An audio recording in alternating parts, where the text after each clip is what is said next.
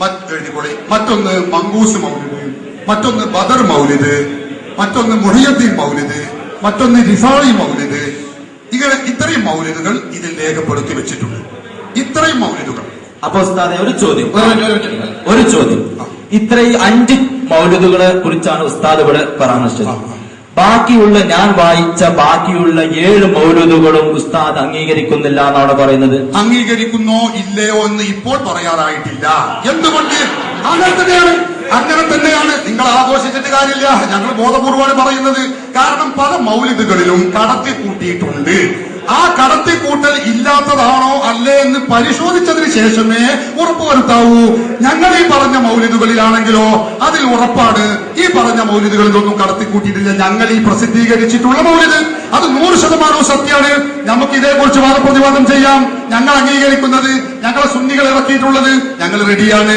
ആ വിഷയമല്ലാതെ അവിടെയുള്ള ഏടുകൾ 165, 155, 255, 333 അതിലൊക്കെയുള്ള മൗലിദുകൾ എന്തൊക്കെ ആരൊക്കെ കടത്തി കൂട്ടിയിട്ടുണ്ട് ഇല്ല എന്ന് പറയാൻ കഴിയാത്ത അവസ്ഥയുള്ളത് കൊണ്ട് ഒറ്റയടിക്ക് ഇപ്പോൾ അത് പറയാൻ കഴിയില്ല.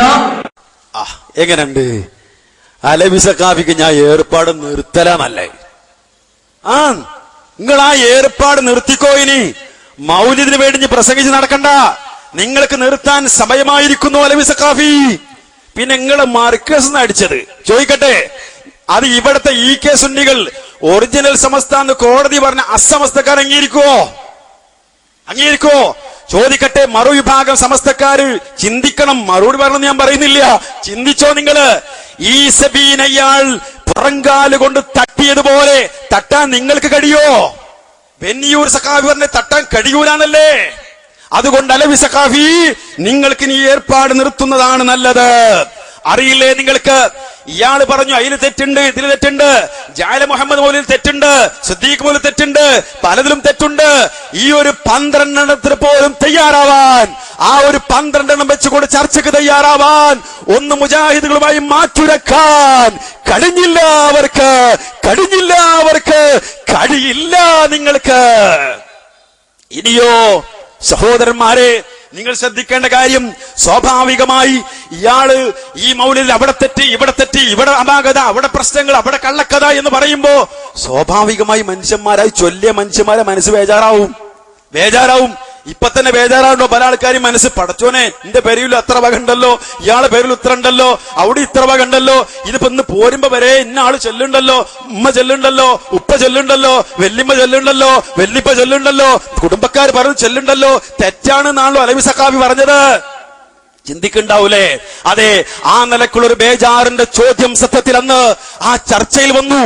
ഒരു സുഹൃത്ത്, ഐക്യവേദിയിൽ പ്രവർത്തനപ്പെട്ട ഒരു സുഹൃത്ത് ചോദിച്ചു, എന്റെ വെല്ലിമ്മ 90 വയസ്സായ എന്റെ വെല്ലിമ്മ, ആ വെല്ലിമ്മ മുസ്ലിയാരെ, ഇതാ എന്റെ വീട്ടിൽ പാരായണം ചെയ്യുന്ന കിതാബാണിത്, സബീരന്റെ ഏടാണിത്, ഇത് ശരിയോ പറയൂ നിങ്ങള്. അല്ലാത്ത മനസ്സിൽ തട്ടിയ ചോദ്യമാത്, മനസ്സിൽ തറച്ച ചോദ്യമാത്, നിഷ്കളങ്കമായ ചോദ്യമല്ലേ അത്? അതെ, അതിനു മുമ്പിൽ മുസ്ലിയാർ ആകപ്പാട് എടങ്ങേറാകുന്ന മറ്റൊരു ദൃശ്യം കാണൂ നിങ്ങൾ.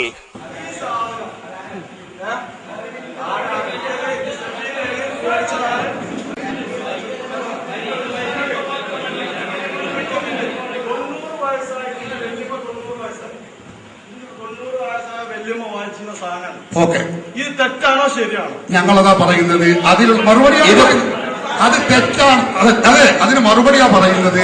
ഇത് ഇറക്കിയത് അഷ്റഫി ബുക്ക് സെന്റർ തിരുവനന്തപുരം, ഒരു സ്വകാര്യ കമ്പനിയാണ്, സുന്നികളുടെ സ്ഥാപനമല്ല. ഞാൻ നേരത്തെ പറഞ്ഞല്ലോ, അല്ലല്ല, സുന്നികളുടെ നിങ്ങൾ ഇടപെടരുത്. നമ്മൾ പറയുമ്പോൾ ശ്രദ്ധിക്കണം.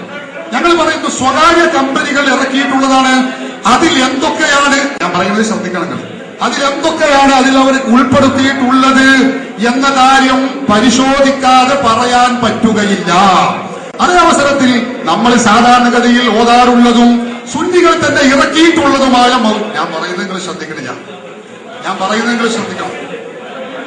അതെ, നമ്മൾ പറയുന്നത് ശ്രദ്ധിക്കണം. സുന്നികൾ ഇറക്കിയിട്ടുള്ളതും ഇതിൽ പെശകില്ല എന്ന് ഉറപ്പുള്ളതുമായ മൗലിദുകളാണ് ഇപ്പൊ ഞാൻ ഈ പറഞ്ഞിട്ടുള്ളത്. അത് നിങ്ങൾക്ക് നോക്കാം, അത് നിങ്ങൾക്ക് ഉറപ്പുള്ളതാണ്. മറ്റത് അതിലെന്തൊക്കെയാണ് കടത്തി കൂട്ടിയിട്ടുള്ളത്, അതിൽ ആരൊക്കെയാണ്, ഏതൊക്കെ പ്രസ്സുകാർ എന്തൊക്കെയാണ് എഴുതിയിട്ടുള്ളത് എന്ന് നമുക്കറിയാത്തത് കൊണ്ട് പരിശോധിച്ച ശേഷമല്ലാതെ പറയാൻ കഴിയില്ല.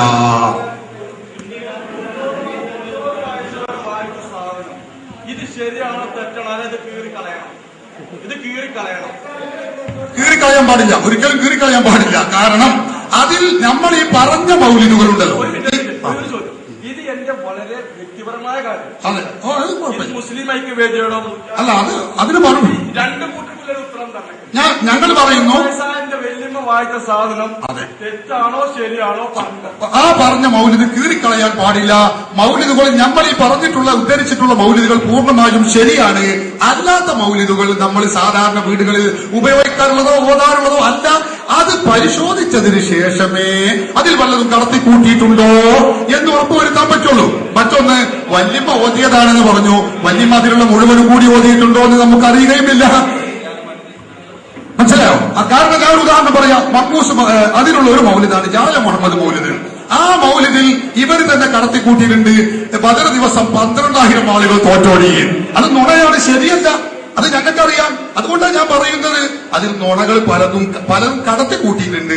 അത് പരിശോധിച്ചിട്ടേ പറയാൻ പറ്റുള്ളൂ. വല്യമാനെ കുറ്റപ്പെടുത്തേണ്ടതില്ല. വല്യമ്മ നല്ല ശുദ്ധഗതിക്കാരിയാണ്, സുന്നിയാണെന്ന് ഉറപ്പാണ്. കാരണം മൗലിദ് ഓതുന്നവരാണല്ലോ. അത് ശിർക്കും കുഫ്റുമാണ് അപ്പുറത്തുള്ളവർ പറയുന്നത്. അതുകൊണ്ട് വല്യമാനെ ചീത്ത പറയേണ്ടതില്ല, വല്യമോദ്യ മൗലിദിനെ കുറ്റപ്പെടുത്തേണ്ടതില്ല. അതൊക്കെ വളരെ നല്ലത് തന്നെയാണ്. പക്ഷെ നമുക്ക് വാദപ്രതിവാദം ചെയ്യണമെങ്കിൽ അതിൽ നമ്മൾ അംഗീകരിക്കുന്ന എണ്ണിപ്പറഞ്ഞ മൗലിദുണ്ടല്ലോ, സുന്നികൾ ഇറക്കിയ മൗലിദ് കിതാബാണ്. ഇതിലുള്ളത് പൂർണ്ണമായി ഞങ്ങൾ അംഗീകരിക്കുന്നു. വാദപ്രതിവാദം ചെയ്യാം. ഇതിലുള്ള മൗലിദുകൾ റെഡിയാണ്, ഞങ്ങൾ റെഡിയാണ്. പിന്നെ അതിൽ വേറെ പല മൗലിദുണ്ട്. അതിൽ ആരൊക്കെയാണ് കടത്തിക്കൂട്ടിയുള്ളതെന്ന് പരിശോധിച്ച ശേഷമേ വിധി എഴുതാവൂ. അതാണ് ഞങ്ങൾക്ക് അതേക്കുറിച്ച് പറയുന്നത്. ഇതാണ് സ്ഥിതി. നേരിട്ട് ചോദ്യമാണ് ചെന്നപ്പോ മൂപ്പർ പറയണം, അത് പരിശോധിച്ചിട്ടേ പറ്റുള്ളൂ. ഇത്രയും കാലം എന്തെങ്ങൾക്ക് പണി? ഇത്രയും കാലം ഈ മൗലിദിനും വേണ്ടി പ്രസംഗിച്ച് നടന്നിട്ട് എന്തായിരുന്നു നിങ്ങൾക്ക് പണി? അതെ, നേരിട്ട് മുഖാമുഖം ഇരുന്നപ്പോ നിങ്ങളുടെ അടവ് നടക്കൂല എന്ന് മനസ്സിലായപ്പോ ഒഴിഞ്ഞു മാറുകയാണ്. അത് എല്ലാവർക്കും മനസ്സിലാകുന്നുണ്ട്. അതുകൊണ്ട് അലവി സഖാഫി ആവർത്തിക്കുന്നു, നിങ്ങൾക്കിനി ആ ഏർപ്പാട് നിർത്താം. മൗലിദ് പാരായണവുമായി ബന്ധപ്പെട്ട് അതിന് ന്യായീകരിച്ചുകൊണ്ട് പ്രസംഗിക്കുന്ന നിങ്ങൾക്ക് നിർത്താൻ സമയം അതിക്രമിച്ചിരിക്കുന്നു. പിന്നെ അടുത്ത ചോദ്യം വന്നു. ചോദ്യം എന്താ? അടുത്ത ചോദ്യം, അല്ല മുസ്ലിയാരെ തെറ്റാണെന്ന് ഇപ്പൊ നിങ്ങൾ പറഞ്ഞു. തെറ്റാന്ന് പറഞ്ഞപ്പോ ഞാൻ എന്റെ വെല്ലിമ്മ ചൊല്ലിന്ന് ചോദിച്ചപ്പോ സ്വാഭാവികമായിട്ട് ഇയാളെന്ത് പറയണം? അത് കീറിയിടണോ? കീറിയിടണ്ടേ? കീറിയിടണ്ട, നല്ല തൊയിലുണ്ട്. അത് മാത്രം നിർത്തി ബാക്കി ഒഴിവാക്കാൻ പറ്റുമോ? പറയണ്ടേ? പറയില്ല. കാരണം രണ്ടു പറഞ്ഞാലും കുടുങ്ങും, അല്ലെങ്കിൽ തന്നെ കുടുങ്ങിക്കണ്. കുടുക്കിന്റെ മേലെ കുടുക്ക് ഒഴിവാക്കാനാവും. ഏതായിരുന്നാലും ആ നില കുടിഞ്ഞു മാറാൻ ശ്രമിക്കുന്നു. അടുത്തൊരു ചോദ്യം എന്തായിരുന്നു? അപ്പൊ ഉസ്താദെ, മുമ്പ് ചൊല്ലിയ കുറെ ആൾക്കാരുണ്ടല്ലോ, ഇത് തെറ്റാന്ന് നിങ്ങൾ പറഞ്ഞേ. ആ തെറ്റായ സംഗതി അത് ചൊല്ലി മരിച്ചുപോയ ആൾക്കാരുടെ ഓല സ്ഥിതി എന്താ? കേട്ടോളൂ. വായിച്ചു 90 വയസ്സായതിന്റെ വല്യമ്മ ഇതുവരെയും വായിച്ചു. ഇതിന്റെ മുമ്പ് ഈ മരിച്ചുപോയ ആൾക്കാർ ഇത് വായിച്ചിരുന്ന ആൾക്കാർ മരിച്ചു പോയിട്ടുണ്ടാവും. അവരിത് ഓതിയിട്ടുണ്ടാവും. അപ്പോ ഇത് അവർ ഓതിയത് തെറ്റാണോ? തെറ്റല്ലേ?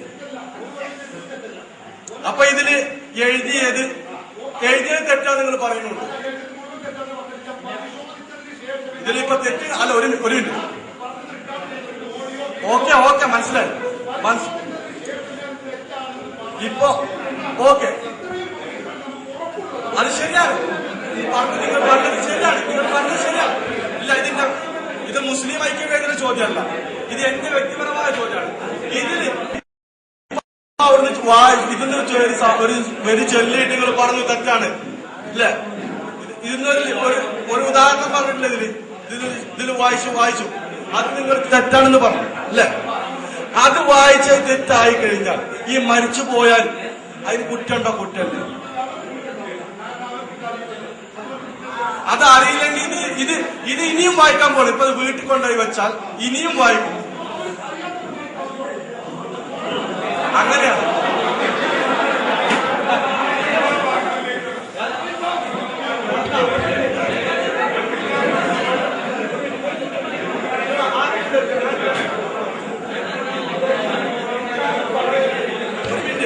ഇത് തെറ്റായി എന്ന് എഴുതാം. നിങ്ങൾക്ക് അത് തെളിയിപ്പിക്കാനുള്ള ബാധ്യത ഉണ്ടോ?